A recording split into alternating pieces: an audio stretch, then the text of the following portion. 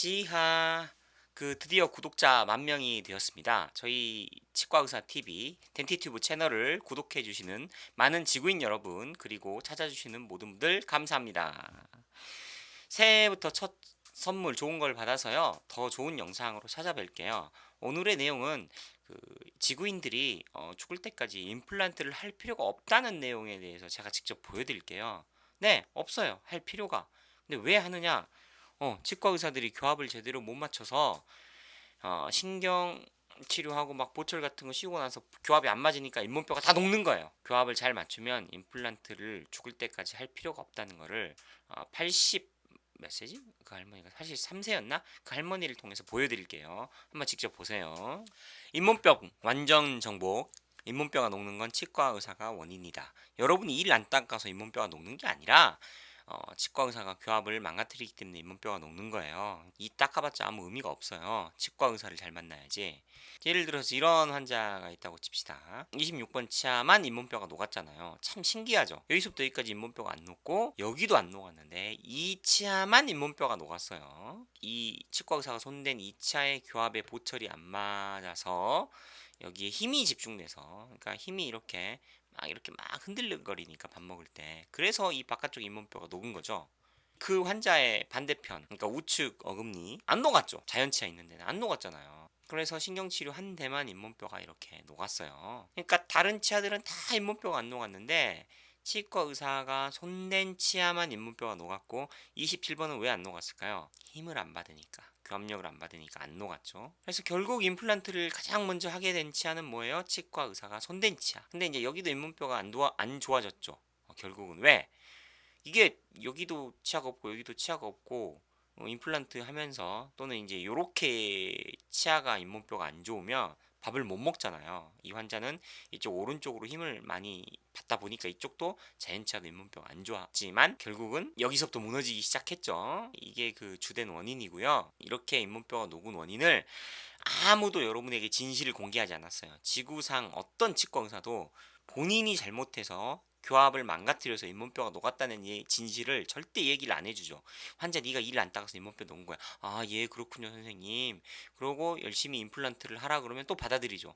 환자를 두 번 농락하는 꼴이죠. 어? 멀쩡한 생리 신경 죽이고 보철 씌워가지고 한 번 농락하고, 치과 의사가 손댄 치아가 가장 먼저 잇몸뼈가 녹아서 임플란트를 하면서 두 번째 농락당하고.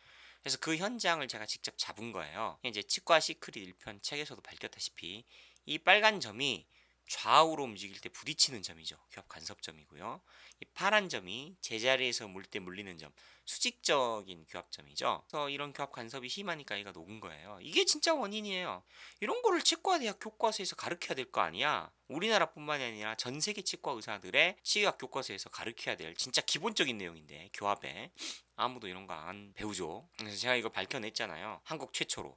어쩌면 세계 최초일 수도 있어. 환자 H, 여기 치과 의사가 가장 먼저 손댄 치아, 가장 먼저 6년 뒤에 이렇게 교합지 검사까지 해서 교합 간섭까지 찾아보려고 교합지 관리까지 해줬지만 결국은 잇몸뼈에 농이 생겨가지고 가장 먼저 녹았어요. 자연치는 괜찮고. 그래서 이렇게 이제 녹아서 결국 임플란트를 하게 됐죠. 그러면 내가 이제 제목에 잇몸병 완전 정복이라는 단어를 썼잖아요. 그 단어에 걸맞는 이야기를 해줘야 될 거 아니에요. 진짜 완전 정복했는지 보여드릴게요. 제가 11년째 관리 중인 환자예요. 83세 환자고요. 11년 전에 하나, 둘, 셋, 네 개 치아에 보철을 한 뒤 임플란트는 물론 신경치료 하나도 하지 않고 잘 쓰고 있어요. 왜냐? 내가 귀합 관리를 해주니까. 저를 도발하는 사람의 댓글이 뭐였냐면, 유미나님, 수익이 안 나는 이유를 왜 보험 수가로 돌리냐니까요. 이 말 자체가 모순이죠. 보험 수가가 그 정상적인 치료비의 20에서 25%밖에 못 받는데 그럼 수익이 안 나는 건 당연한 거 아니겠어요? 근데 이 말부터 좀 말이 안 되고, 수익이 안 나는 이유가 뭐 자신의 실력이라든지 서비스라든지 무언가 다른 부분 때문에 치과가 잘 안 되는 것이다, 뭐 이런 식으로 얘기를 하고, 저희 동네에 새로 생긴 40대 후반 정도 되는 원장님이 운영하시는 치과는 뭐 서울대 치과대학 졸업한 사람이고 실력 자체도 출중하고 굉장히 세심하다고 여기 아파트 어르신들 사이에서 소문난 원장이래. 그런 실력부터 갖추고 그런 소리를 해보시면 어떨까요? 이런 개소리를 해놨는데요. 자, 보여드릴게요. 자, 환자를 어떻게 치료하는 게 맞냐면, 1936년생이죠. 72세인 2008년도에 72세인 환자인데 이 환자가 왔어요. 11년 전에 저한테 왔던 환자예요. 여기 뿌리 끝에 염증이 있죠. 이런 거는 뭐 신경치료를 100% 해야 되는 상황이에요. 통증이 없고 그 엑스레이 안 보이더라도 이건 신경이 죽어서 생긴 염증이니까. 근데 이게 치아를 보면 금이 많이 가 있잖아요. 72세니까. 11년이 지났어요. 2019년. 11년이 지났고. 그래서 이제 요 환자는 좀 스토리를 미리 설명을 할게요. 여기하고 여기는 확실히 신경이 죽고 많이 깨졌어요. 그래서 신경치료를 2개를 했고요. 제 기억에. 이 여기도 사실은 딴 치과에서 신경치료를 한 상태에서 왔었어요. 그다음에 여기도 뭔가 문제가 있어서 왔었어요. 그래서 여기 2군데는 100% 신경치료를 해야만 되는 상황이어서 신경치료를 4개를 했고 11년이 지났거든요. 여기 14, 15번 괜찮고 여기 5번하고 6번 있죠. 그런데 이제 중요한 거는 11년 동안 아래 치아는 신경치료 하나, 충치치료 하나 안 했다는 거죠. 네, 도자기 치아, 금리, 뭐 금리 했는데 제가 한 이 보철 4개는 멀쩡하죠. 잇몸뼈도 안 녹았어요. 왜냐? 저는 교합을 완벽하게 맞추니까요. 2019년 1월 7일 날 찍은 사진인데요. 83세인데 특히나 하악 같은 경우는 어때요? 네, 신경치료 하나도 안 하고 충치치료 하나도 안 하고 잇몸뼈가 녹거나 치아가 흔들거리거나 씹을 때 아픈 거 하나도 없죠. 근데 그냥 다 이 사람이 이렇게 되느냐 그게 아니에요. 진짜 세심한 관리라는 건요. 지금 보시면 이 환자 왼쪽 아래 보세요. 치아가 많이 금 같죠. 그래서 환자가 씹을 때 아프다고 왔어요. 그럼 씹을 때 아프면 뭐예요? 교합 간섭 때문이죠. 그래서 교합지 검사를 해서 교합지를 찍어 가지고 교합 간섭을 이런 거를 없애주면 되는 거예요.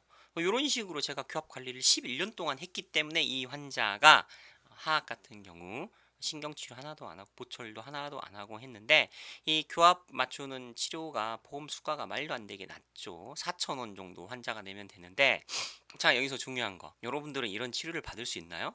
아니죠.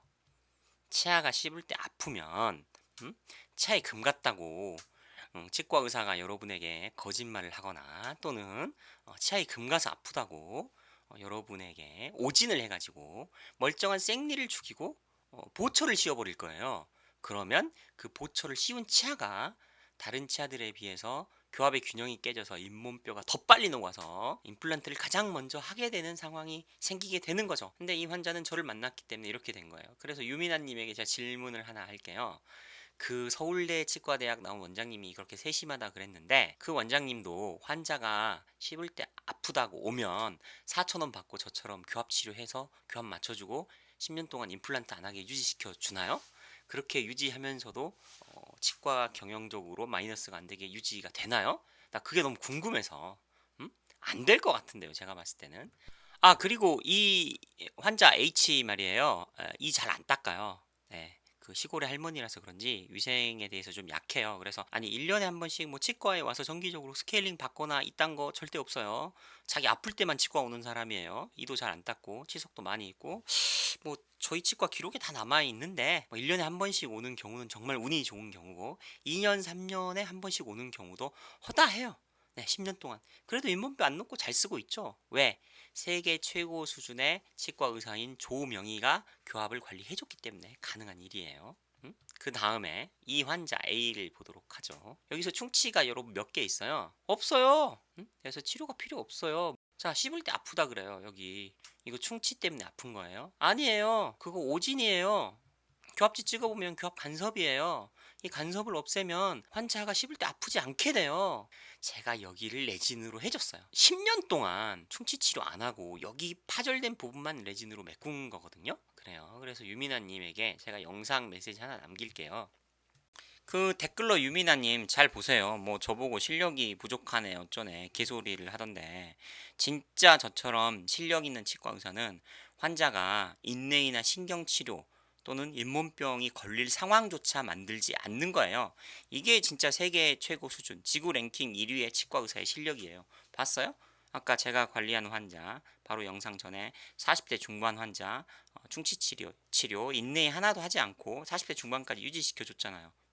이 상태 계속 유지하면 이 환자는 죽을 때까지 뭐 신경치료 임플란트 같은 거 할 필요 없이 살게 되고요.